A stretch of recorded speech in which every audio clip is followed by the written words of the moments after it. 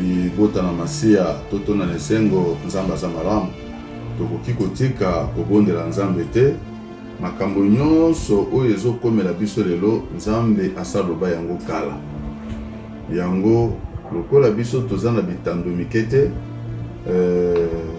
moyen tokomisa message wana penze zate me na kati ya lingomba mobimba bayokaki deja message oyo ndenge loba na nzambe elobaki na biso molimo na nzambe pe etalisaki mungu na ye koloba na biso ke mikolo ezali koya ebandaki deja na 9e mois 10e mois 11e mois ke mikolo ezali koya janvier février mars mopepe moko ya mabe ezali basante na nkolo il faut totelema na mabondeli nde ekobikisa biso na kati ya bokono oyo nyonso biso tokoki kosala tokoki komela kisi mais sans nzambe eloko moko ezali te yango loba na nzambe elobi na biso na mokanda ya Amos chapitre 3 na kotangela yo mokanda ya Amos chapitre 3 soki totali na Amos chapitre 3 verset nango 7 à 8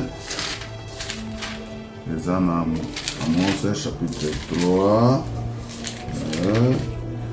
verset 7 à 8 elobi boyo na kotanga na kombo na Yesu Kristo solo kolo yawe akosalaka likambo te bobele ete akoyebisa mongo na ye epai na bawumbu na ye bango basakoli nkosi angulumi nani akobanga te kolo yawe alobi nani akosakola te amen abayebisi biso ete nzambe na lola asalaka likambo moko te na se na moi to problème moko te oyo ekomelaka biso sanke nzambe azanga koyebisa to kokebisa bana na ye ndenge balobi na biso na mokanda ya Levitique kuna balobi ete nzambe atio mokengeli kati na bana na bato soki mopange ezoya liwe ezoya po kebisa bana na nzambe ke bokeba na mopanga to liwe ezali koya to mopepe mabe ezali koya to bitumba ezali koya yango oki awa nzambe alobi na biso ke ya solo kolo yawe asalaka likambo te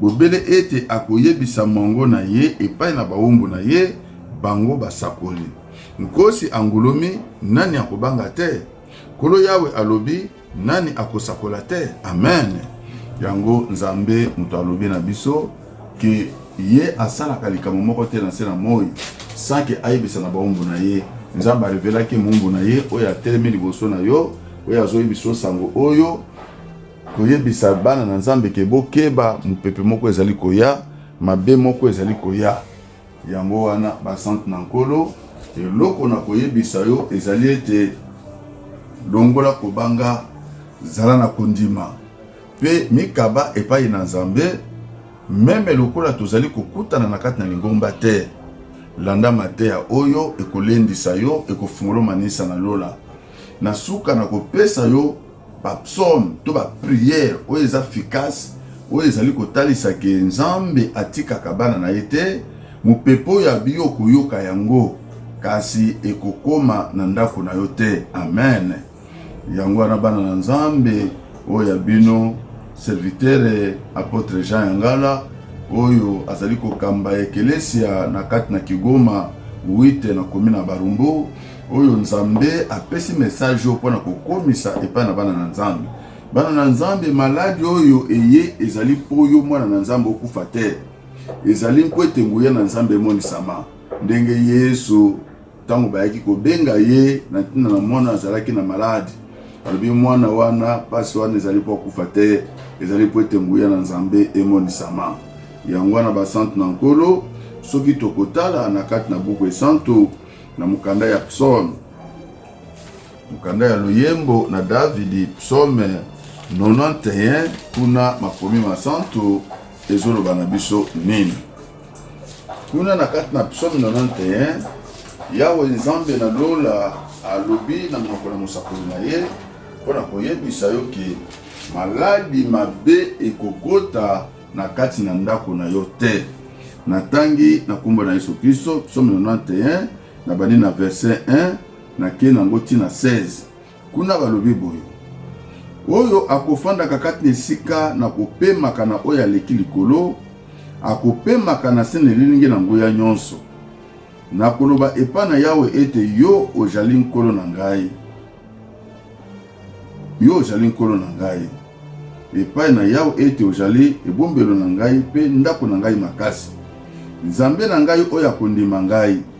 Nzambe akobikisa yo na monyama oyo kobomaka ndeke pe na maladi mabe lokola akojipa yo na sala na ye pe okobomba na se na mapapu na ye. Solo na ye ekozala nguba pe bombelo. Okobanga biloko na somo na butu te, to mbanji okopumbwaka na moi te, to maladi mabe te oyo kotambolaka na molili, to kobeta te oyo kobomaka na ntango makasi. Amen. Kumana na verset 1 tina 6, oyoki ndenge nini Yawe Nzambe alobaki na monoko na Dawidi mumbu na ye kotalisa ye message oyo pona yebisa yo lelo ke likambo oyo ekomeli biso lelo na kati na mokili ezalaki makambo oyo Nzambe ayebaki kala. Yango Nzambe alobi na yo mwana Nzambe abi soki yo kotanga libondeli oyo maladi mabe ekokota na ndako na yo te. Nzambe akotinda baange na ye ete babatela yo. Okotota libaku te kekonde kototana na mutu aza na maladi po maladi ezwa yo. Okoyoka kaka sango mutu kuna akufaki, mutu kuna asalaki boyo. Me yo ekosimba yo te parce que ozali na kobomba manase na mapapu na Nzambe. Esengeli kotungisa Nzambe. Yango Nzambe alobi na biso abi akojipola yo na sala na ye. Pe okobomba manase na mapapu na ye. Solo na ye ekozala nguba pe bombelo. Do Nzambe akojipo na mapapu na ye na sala na ye. Mupepe ya maladi wana ekomona porte ya ndako na yo te. Ekomona libota na yo te. Nani akoki kosala soki Nzambe asali te? Yango lelo na kati na maladi ya boye ndengu ya na Nzambe eyebi komonana. Yango basantu na nkolo libota na masia tozali na Nzambe ya solo. Nzambe tobelelaka na kati ya Kigoma weti bamukili babenga ye magicien, bamukili babenga ye nganga kisi, bamususu baloba na ye ndoki. Ezali nguya na Nzambe ye moko Yesu babengaki mokonzi ya milimo mabe.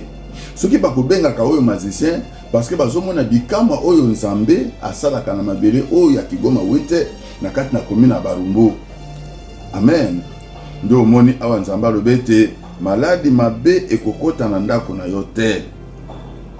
Maladi mabe ekokota na ndako na yo te, to oyo otambolaka na molili ekobeta yo te, ekokota na ndako na yo te. Sete alobi nkolo nkoto ekokweya pembele na yo pe nkoto zomi na loboko na mobali. Likambo yango nde ekoya pene na yo te. Okoyoka te o voisin moko azwaki maladi, o ndeko moko azwaki maladi, me yo na ndako na yo na libota na yo maladi wana ekokotaka te. Pamba te obombami na se na mapapu na Nzambe. Nana bombami na se na mapapu na Nzambe oyo ayebi ke Nzambe azali, ke Nzambe abikisaka, Nzambe akangolaka. Omoni ke Nzambe akomaki yango depuis kala yebanaki ke maladi mabe kokota na mokili. Lelo mokili bezali ya koningana. Amen bana na Nzambe. Kasi okotala bobele na miso mpe okomona kofuta epa na bato mabe. Amen.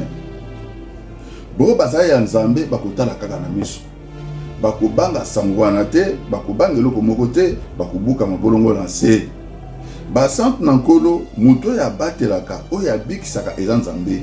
Okoki komela kisi oza na poto omeli bakisi, oza wapi omeli bakisi, mais sans Nzambe atie loboko te nyonso ozosala ezali ya pamba. Tozomona muto oti poto maye na maladi bobondeli mpo na ye mpe Nzambe abikisi ye. Amen. Muto akoti ba hôpital baminganga badeklare ke muto oyo akobikaka lisusu te. Bobondeli Nzambe mpe Nzambe asali bikambo. Yango lelo basantu na nkolo nazali koloba boye pona komilakisa te to komitombola te, ezali likabo oyo Nzambe apesaka moto na moto engebene ewuti na ye na bolingo na ye moko Nzambe na likabo atia kati na moto. Babi nyonso tosalaka awa na se na moi ewutaka epai na Nzambe. Nzambe nde moto apesi likabo na moto pona moto kosala mosala na ye.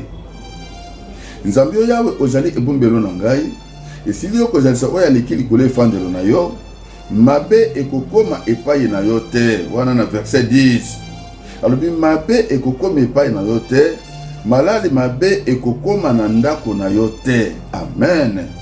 Nzambe baki ke maladi oyo ekozala. Yanga bike soki yo mikabe epai na Nzambe. Soko mipesi mobimba mekoro amne epai na Nzambe.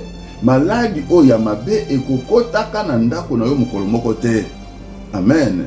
Maladi mabe ezali ba maladi compliqué. Oyo tozomona lelo ezali cancer, ezali tibere ya mikuwa, ezali diabete maladi esilaka te. Mais epai na Nzambe ekosila. Amen, amen. Ezali virus lelo bazolobela biso lelo. Nzambe azana makoki ya kobengana yango musika na libota na yo. Na verset 10 abi mabe ekokoma epai na yo te, maladi mabe ekokoma na ndako na yo te. Verset 11 alobi Nzambe ye akolakisa baange na ye na ntina na yo. Ye te babatela yo na nzela na yo nyonso. Nzela nyonso yo kotambola, mutu nyonso akopesa yo mbote.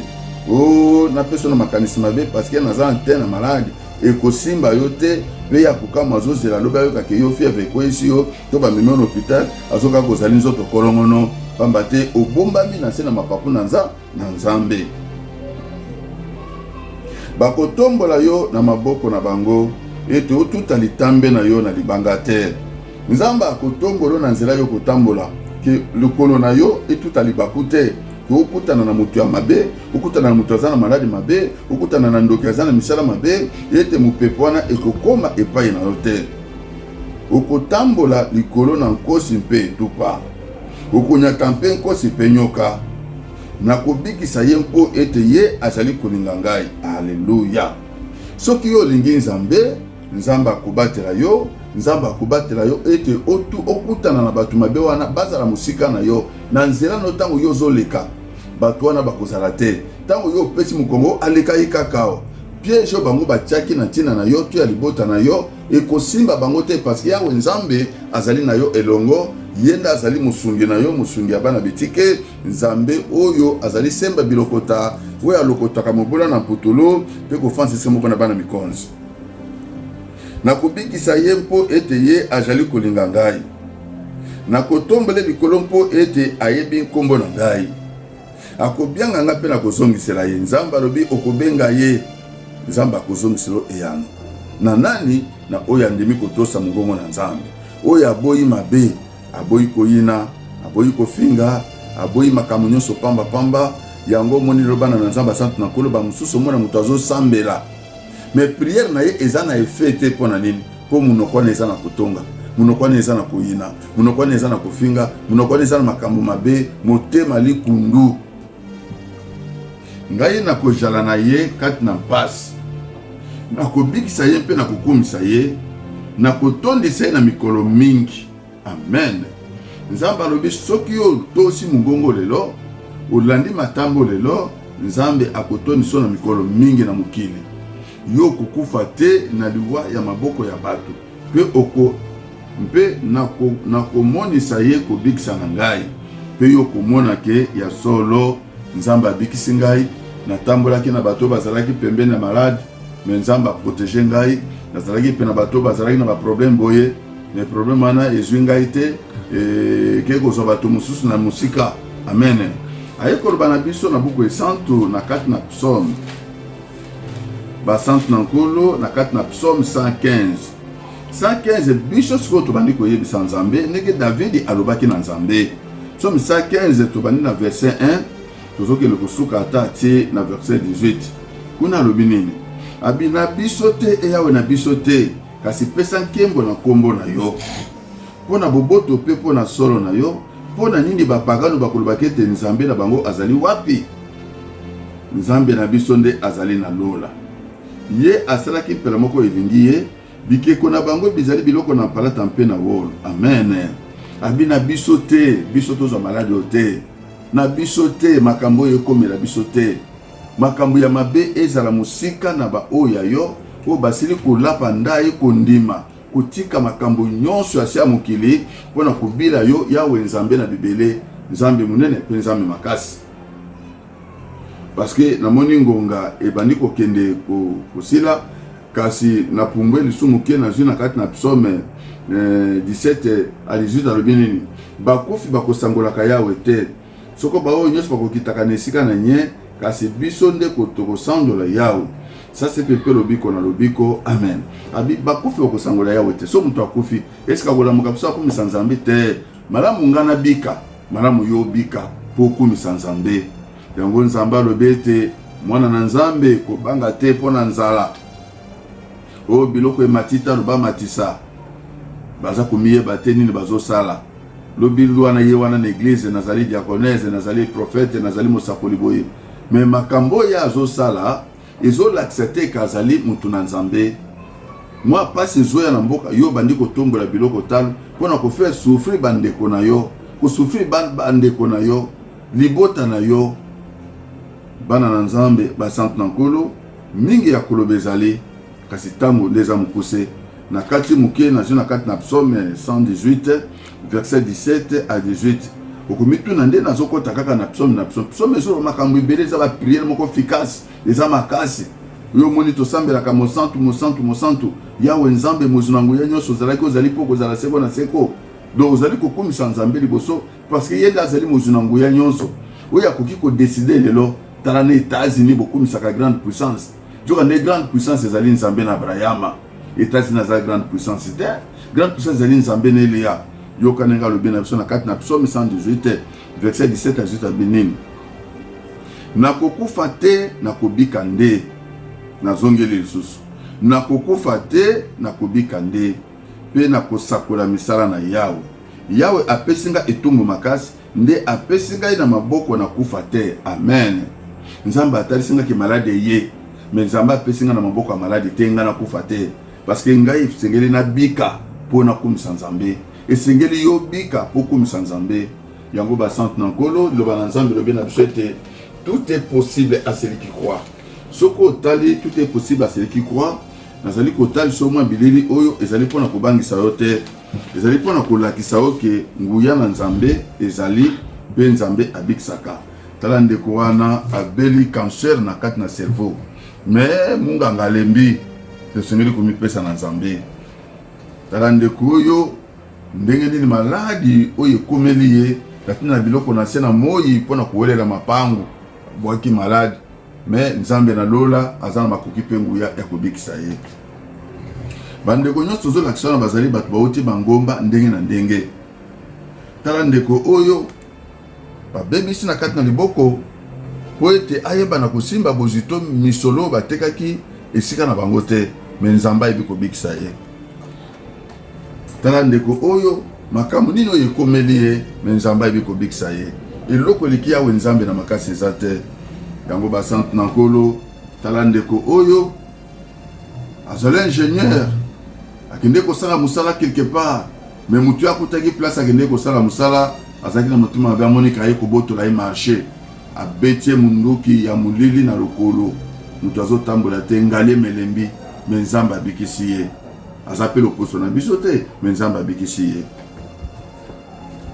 Tala ndeko oyo mukua libanda bato na sera mokili ya kowelela mibali mobali aza ya yo te mobali na ngai mobali na ngai mais mobali yango pa abali bango te mais mutu aza na pasi bazali kobenge koloba na ye ke ozwi na maladi wana mais Nzambe abikisi ye. Tala ndeko oyo likolo kaka ya bombanda ya kobwakela maladi mais Nzambe nde azali solution oyo ezali mpona kobangisa yo te eza mpona kotalisa nguya na Nzambe.